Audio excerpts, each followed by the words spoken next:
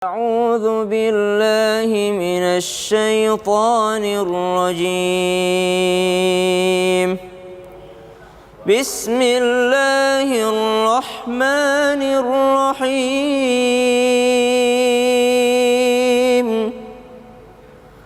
ولمن صبر وغفر إن ذلك لمن عزم الأمور ومن يضلل الله فما له من ولي من بعده وترى الظالمين لما رأوا العذاب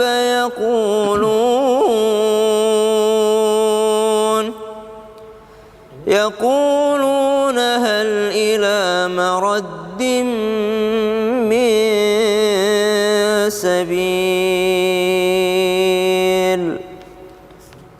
أعوذ بالله من الشيطان الرجيم بسم الله الرحمن الرحيم وتراهم يعرضون عليها خاشعين من الذل ينظرون عليها خاشعين من الذل ينظرون من طرف خفي وقال الذين آمنوا إن الخاسرين الذين خسروا أنفسهم وأهليهم يوم القيامة ألا إن الظالمين في عذاب مقيم صدق الله العظيم. Sadaqallahul azim. Allahumma arhamna bil Quran. Bunda Tuti, Masya Allah, kita barusan membacakan surah Asy-Syura, surah ke-42. Betul. Di ayat 43, 44 sampai dengan ayat 45. Juz 25 ya. Masya Allah, berkaitan dengan tema kita hari ini, yaitu tentang kezaliman. Di mana Allah Subhanahu wa taala menjelaskan juga bahwa tentang orang-orang yang bersabar dan memaafkan, mereka itu adalah orang-orang yang berbuat mulia. Wala man sabara wa ghafara inna dzalika lamin azmil umur. Mereka adalah orang-orang yang mulia ketika mampu untuk memiliki sikap sabar, sifat sabar, dan sifat memberikan maaf terhadap orang lain. Karena biasanya jauh lebih sulit untuk memaafkan dibandingkan meminta maaf. Benar. Kemudian bisa dibacakan Bunda mungkin terjemahan daripada surah ayat 44. Ya. Di sini Allah berfirman, dan barang siapa dibiarkan sesat oleh Allah, maka tidak ada baginya pelindung setelah itu. Kamu akan melihat orang-orang yang zalim ketika mereka melihat azab berkata, adakah kiranya jalan untuk kembali ke dunia? Gimana nih maksudnya nih? Berarti semua manusia akan menyesal di akhirat nanti, apalagi kalau sudah ditunjukkan kezalimannya ketika di dunia. Benar. Apa yang pernah dilakukan ketika di dunia, di dalam riwayat disebutkan bahwa ternyata kezaliman itu yang pertama ada kezaliman yang tidak akan pernah mendapatkan ampunan. Tadi dijelaskan oleh guru kita Ustaz Maulana bahwasanya ada kezaliman yang tidak akan pernah dapat ampunan. Apa itu? Kezaliman yang termasuk di antara kemusyrikan atau syirik kepada Allah Subhanahu wa taala, dan dia tidak bertobat sampai dia meninggal dunia, maka dia tidak akan pernah memperoleh ampunan Allah Subhanahu wa taala. Ada kezaliman yang memperoleh ampunan selama dia memohon ampun kepada Allah Subhanahu wa taala. Ada juga kezaliman yang ditangguhkan. Mana itu kezaliman yang ditangguhkan? Yang tadi, kezaliman yang tidak akan dibiarkan oleh Allah Subhanahu wa taala ketika dia mengambil hak orang lain, menyakiti orang lain, lalu dia belum meminta maaf kepada orang tersebut. Nah, alhamdulillah di ayat 45 Allah jelaskan juga keadaannya bahwa mereka sebenarnya tidak pernah dirugikan oleh Allah, tapi mereka merugikan dirinya sendiri, bahkan merugikan keluarganya, orang-orang terdekatnya. Semoga kita dijauhkan daripada bentuk kezaliman, baik kita dizalimi orang ataupun kita yang menzalimi orang lain. Terima Terima kasih Iya, banyak Bunda. Sama-sama nak. Dan nanti di akhirat juga akan dihinakan ya nak. Ya? Subhanallah. Allahumma arhamna bil Quran. Terima kasih banyak Ustadz Syam dan juga Bunda Tuti. Ini Masya Allah buat jamaah Islam itu yang ada di rumah yang dirahmati Allah ya. Sebelum kita lanjut mendengarkan tausiah dari guru-guru kita akan melihat sebuah video tayangan tentang guru saya berbagi. Siapa dia? Ustadz Maulana pastinya. Masya Dia tayangannya. Sama Mas Fadli pastinya.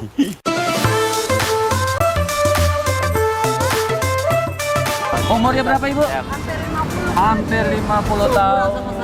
Iya, Masya Allah. Keliling-keliling Bu, tinggal di mana? Di kota, nangkrak di kota. Di kota tua. Jauh juga. Wih, jauh, harmoni ke sini. Kalau aslinya Banten, Katanya Banten. Dari jam berapa keluar? jam 6 maghrib. Oh. Dari 6 maghrib tadi. Cepet nyampe sini. Iya, kan istirahat dulu maghrib. Iya, puasa ya? Iya. Mantap. Ibu kalau lewatin masjid ada orang sholat dimatiin ya Bu ya? Wih mantap. Ngerti Masya Allah. Tabarakallah. Ceritanya konsepnya ini. Konsepnya. Gak paham juga nih. Forecast berjalan Ustaz. Oh iya. Habis kalau dinyanyiin nggak ada buat nyawer. Oh. Tapi Ibu bisa nyanyi? Bisa Coba saya mau denger. malu lah. Gak apa-apa. Nyanyi dikit-dikit. Sedikit. Tanganmu, bantulah orang susah. Ustaz, Masya Allah. Artinya begini Ustaz ya. Orang bahagia itu simple. Nggak harus mewah. Betul. Yang penting tenang.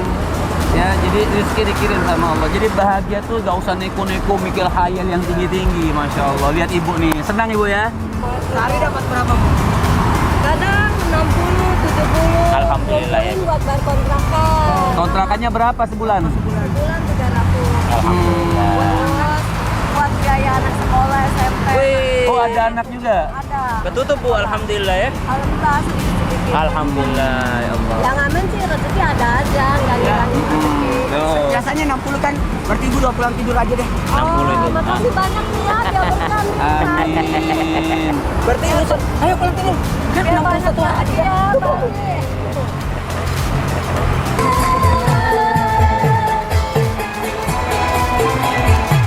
ya, baik.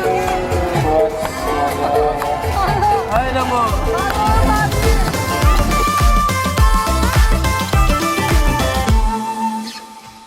Masya Allah, luar biasa. Subhanallah, langsung berkah.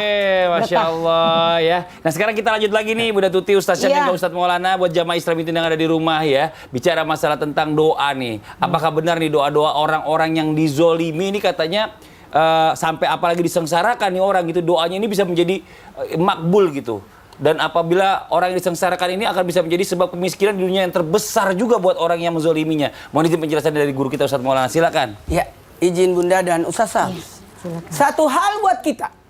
Saya sangat bersyukur materi ini diangkat. Karena tanpa kita sadari, kita seakan-akan bermasa bodoh atau membiarkan atau tidak peduli ketika terjadi kezaliman yang bisa jadi kita lihat di sekitar kita. Maka solusi dari Islam itu Indah mengangkat tema ini supaya kita semua pada sadar. Ternyata banyak kezaliman yang terjadi. Maka ketika terjadi kezaliman, ketahuilah doanya orang yang terzalimi itu diijabah karena tidak ada batas. Tidak ada penghalang antara orang yang berdoa itu dengan Tuhannya. Dan ketahuilah, saking hebatnya doanya orang yang terzalimi, karena kan ada 3 doa yang diijabah. Doanya orang tua, kemudian doanya orang terzalimi, dan doanya orang dalam perjalanan, musafir. Dan doa orang terzalimi itu diijabah sampai tidak ada penghalangnya. Jangan pernah menzalimi orang, menyakiti, melukai, mengambil haknya orang. Hati-hati. Bahkan ketika orang zalim kepada seseorang, lantas orang itu berdoa, terzalimi, itu diijabah oleh Allah. Sebab ada 3 sebabnya. Orang terzalimi ini dikabulkan doanya disebabkan karena di saat itu dia butuh dengan Tuhan. Dia butuh banget. Karena tidak ada yang bisa bantu dia kecuali Allah. Dan dia di saat itu, dia lagi berdoa di saat terdesak. Di saat terdesak sekali. Maka itu penyebabnya doa mereka terkabulkan. Dan diketahuilah satu adab yang ada pada orang yang terzalimi doanya diijabah. Karena di saat itu dia lagi merendahkan dirinya di hadapan Tuhan. Di hadapan Allah. Dia merendahkan. Bukan membanggakan diri ketika berdoa, tapi merendahkan dirinya. Maka kenapa tadi Mas Fadli berkata, bahkan bisa memiskinkan orang yang dia zalimi sampai bangkrut orang itu gara-gara fitnahnya dia. Gara-gara dia fitnah sehingga usahanya orang bangkrut. Maka dia akan dimiskinkan juga. Nauzubillah min dzalik. Kenapa bisa? Kenapa bisa? Kenapa? Mau tahu?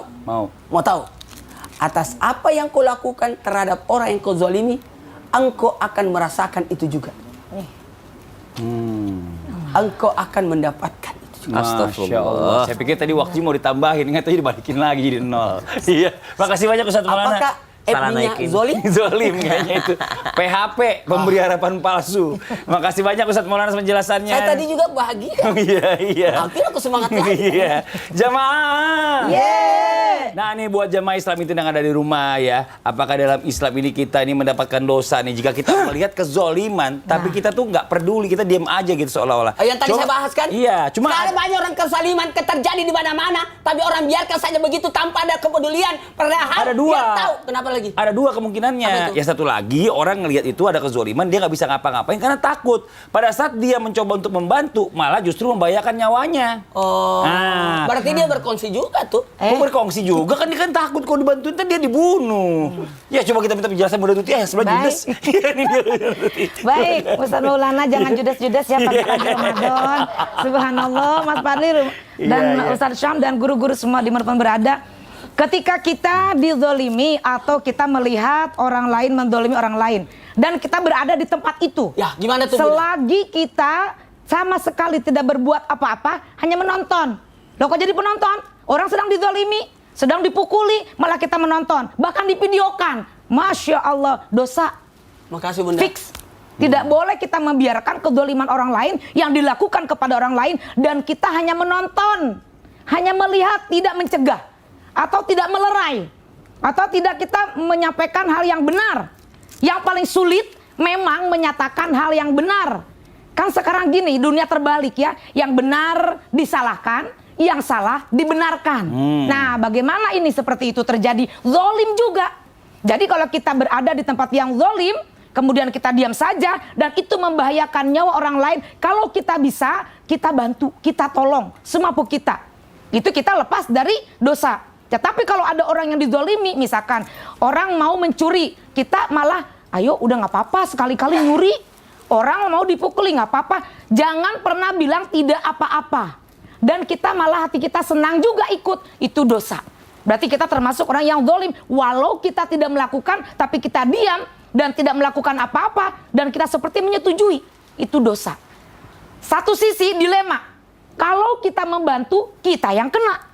Bagaimana nyawa kita melayang? Lebih baik kalau seperti itu, maka kita semampu kita tolong. Tapi kalau itu membahayakan nyawa kita, lebih baik kita pergi sementara dan kita lihat situasi. Sejauh mana nih? Kita cari strategi.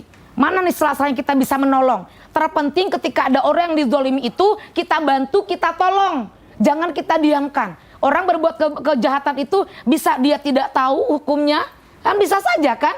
Kita juga tidak bisa menjudge orang itu seperti apa. Tetapi kalau orang yang melakukan kezoliman, baik yang nyata maupun yang tidak nyata, kita jangan berkongsi.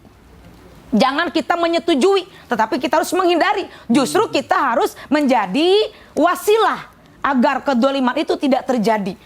Demikian berarti kita mendapatkan pahala. Setiap keharaman-keharaman, apalagi perbuatan-perbuatan yang dilakukan itu haram, dan kita sampai mengetahui melampaui batas, mengambil hak orang lain sampai melampaui batas, mengambil batas tanah orang lain, kita tahu nggak apa-apa, nggak tahu ini, kan Allah tahu, kan ada malaikat rakib dan atid. Kenapa kita tidak menghadirkan Allah? Orang yang dolim itu ketika melakukannya dia tidak menghadirkan Allah di hatinya. Makanya kita harus selalu belajar. di Islam itu indah, terutama agar mendapatkan nasihat dan kita tidak melakukan kezaliman kepada orang lain ataupun kepada diri sendiri. Makanya sangat bersyukur hari ini tema ini diangkat. Luar biasa. Begitu Masya Mas Fadli Allah. ya. Makasih banyak Amin, Bunda Tuti sama-sama. atas penjelasannya. Iya. Ini Masya Allah. Karena bicara masalah kezaliman ini gak ada akhirnya nih. Bahkan ada yang pernah bilang sama saya, ini Mas Fadli kalau nih orang nih ya, belum minta maaf, belum tobat sama Allah, terus dia masih habis ngezalimin orang itu, orang yang masih belum ada apa-apa, maksudnya tindak lanjut lebih lanjut gitu. Itu bisa jadi doa jariah. Dosa jariah. Masa dosa jariah gara-gara kezaliman? Coba kita tanya sama guru kita Ustaz Syam. Bisa nggak kayak gitu Ustaz Syam jadi dosa jariah? Baik, bismillahirrahmanirrahim. Tabe guruku Unda Tuti, Ustaz Maulana, Mas Fadli serta guru-guru kami melakukan Allah Subhanahu wa taala. Bagaimana seorang yang berlaku zalim agar bisa menghentikan ataupun bertaubat kepada Allah Subhanahu wa taala atas perilaku zalimnya? Karena yang dikhawatirkan bisa menjadi keburukan yang berkelanjutan atau kezaliman yang berkelanjutan yang mana dosanya mengalir terus kepada orang tersebut. Maka subhanallah, bisakah menjadi kezaliman ini adalah kezaliman yang berkelanjutan atau bisa disebut dosa jariah? Sebagaimana ada pahala jariah, sebagaimana ada sedekatin jariah, maka ada juga pencurian yang bersambung, ada juga pengambilan hak yang bersambung. Tadi sudah sering dikasih contoh bahwasanya mengambil tanah hak orang lain itu kan kalau kita di dalam memberikan hak orang atau memberikan hak kita kepada orang lain itu adalah menjadi pahala jariah. Orang yang meninggal dunia inqata amaluhu, terputus amalnya ila min thalath. Yang pertama sedekatin jariah, sedekah jariahnya, termasuk diantaranya tanah wakafnya. Ada seorang orang tua memberikan tanah wakaf misalnya, subhanallah, karena ketulusannya, subhanallah, ini orang tua kita, ketulusannya dia ngasih tanah sedikit untuk jalan ke masjid, cicitnya nanti subhanallah dia mau perluasan garasinya, dia mau perluasan rumahnya, diambil tanah kakekku dulu ini, subhanallah, mana suratnya kalau dia sudah sumbangkan? Tidak ada suratnya kan? Diambil, subhanallah. Maka bisa jadi yang tadinya pahala jariah bagi kakeknya justru berubah statusnya menjadi dosa jariah untuk cucunya. Untuk cucunya, subhanallah. Kenapa? Karena ternyata dia mengambil haknya orang lain. Kenapa haknya orang lain? Orang punya kakeknya? Oh tidak, udah menjadi bukan hak kakeknya. Karena kakeknya sudah mewakafkan untuk orang lain, berarti sudah menjadi wakaf itu fasilitas umum, fasum jalanan, lalu cucunya yang ambil, maka itu bisa menjadi dosa jariah bagi cucunya, berarti mengambil hak. Seorang di masa Sayyidina Umar bin Khattab disuruh mindahin patok tanahnya sendiri. Kata Umar bin Khattab, jangan kau suruh asisten atau pembantumu, kamu sendiri yang pindahin.